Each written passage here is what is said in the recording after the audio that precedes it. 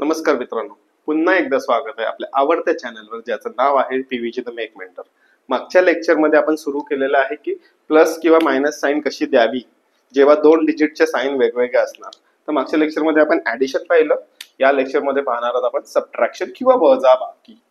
शुद्ध मराठीत सांगायचं तर वजाबाकी करतोय, कापतोय. ओके, पुन्हा एकदा दोन डिजिट सेम घेतलेले आहेत, 5 आणि 6. काहीच कन्फ्युजन नको व्हायला, 5 आणि 6 घेतले.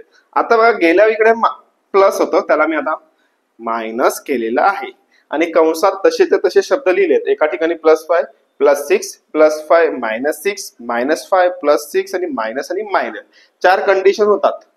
2 सिम्बॉल आहेत आणि 2 डिजिट आहेत, म्हणून 4 कंडिशन तयार झालेले आहेत.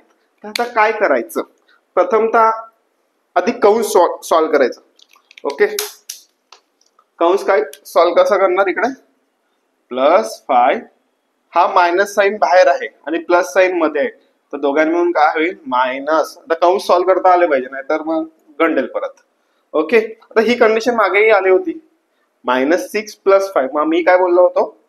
काय करायचं? 6 - 5 करून टाका 1. ओके, आणि मोठ्याचा सिम्बॉल द्या -1, म्हणजे आन्सर येणार -1. ओके, इथे काय केलंय? परत एकदा आपण कंस सॉल्व करू. +5 मायनस आणि मायनस हा कधीही प्लस होतो, हे लक्षात ठेवा.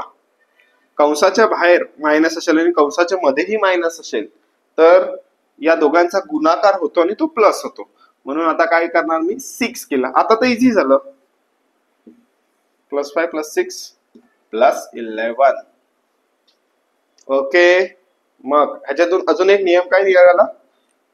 Minus into minus equal two plus. हा नियम निघाला. हा पुढे लगेच आता तुम्हाला समजणार आहे की कंसाच्या बाहेर मायनस सिम्बॉल असेल तर मधले साइन चेंज होतात. तेही तुम्हाला कळलं पाहिजे. आता मॅथ्स मध्ये खूप सारे नियम आहेत आणि प्रत्येक ठिकाणी ते नियम लागू होतात. तर हे नियम तुम्हाला माहिती पाहिजे की कंस कसं सॉल्व करायचं किंवा ब्रॅकेट. ओके, हा. तर आता इथे काय आहे? आता इथे परत कंसाच्या बाहेर मायनस साइन आहे, मी इकडे -5 असेच लिहिल, म्हणून मधला पण चेंज होणार -6. आता दोन्ही मायनस मायनस आलं. आता मी काय करू? दोन्ही साइन कॉमन आहेत, बोथ डिजिट साइन कॉमन. मग काय करणार? ऍडिशन करणार अँड साइन जे आहेत ते. ओके, म्हणजे काय करणार मी? 5 + 6 दॅट इज इक्वल टू 11. आणि हा मायनस साइन, चला दुसऱ्याने दाखवू. ओके, मायनस साइन आलं कारण की तुम्हाला ती सिम्प्लिफाय करायचं. आता परत इकडे -6 केलेला आहे. तर आता ह्याच्यात काय होणार? -5 तसेच, हा मायनस मिळून प्लस होणार. जसं इकडे कुठे ते झालं का? हा मायनस आणि मायनस प्लस झालं. ओके, +6. आता काय? हे सिंपल आहे, मोठ्यातून छोटा मायनस करायचा आहे. इथे तुम्ही काय करणार? 6 - 5 करणार, दॅट इज इक्वल टू 1. बघा, परत एकदा सांगतो, सर्व ठिकाणी एकच आहे.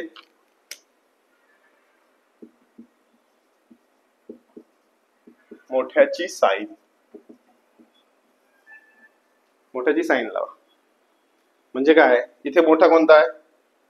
प्लस होता 6, पण इकडे मायनस साइन आहे. लक्षात ठेवा, तुम्ही सिम्प्लिफाय केल्यानंतर ही मायनस साइन लागली पाहिजे. इथे मोठा कोणता आहे? +6 आहे, म्हणून प्लस आलेला आहे. इथे 6च प्लस मोठा राहणार आहे, मग त्याची सिम्बॉल काय? इकडे मायनस आहे, म्हणून मायनस लागली. इथे मोठ्याची सिम्बॉल काय? 6 प्लस, म्हणून प्लस राहील. अधिक आणि वजाबाकी मध्ये दोन्ही ठिकाणी एक लक्षात ठेवा, तुम्ही ऍडिशन करा आणि सबट्रॅक्शन करा, मोठ्याची साइन लावायची. ओके, म्हणजे आता बघा, पुन्हा एकदा सांगतो, जेव्हा मायनस येईल ना तर आधी कंस सॉल्व करायचे. कंसाच्या मध्ये काय आहे ते बघायचं. जर कंसाच्या बाहेर मायनस आहे आणि मध्ये प्लस असेल तर दोघांचा गुणाकार होणार आणि ते मायनस होणार. दरवेळेस एक नियम आहे, मायनस साइन बाहेर असेल तर मधला सिम्बॉल चेंज होतो, मायनस आणि मायनस असेल तर तो प्लस होतो. आता पुढच्या भागात तुम्हाला कळेल की minus into minus equal two plus, दोघांचं साइन प्लस होते. ओके, आता हे झालं सबट्रॅक्शनचं किंवा वजाबाकीचं. आपण आता दुसरं काय करणार आहोत, गुणाकार आणि भागाकारचं. Okay, thank you.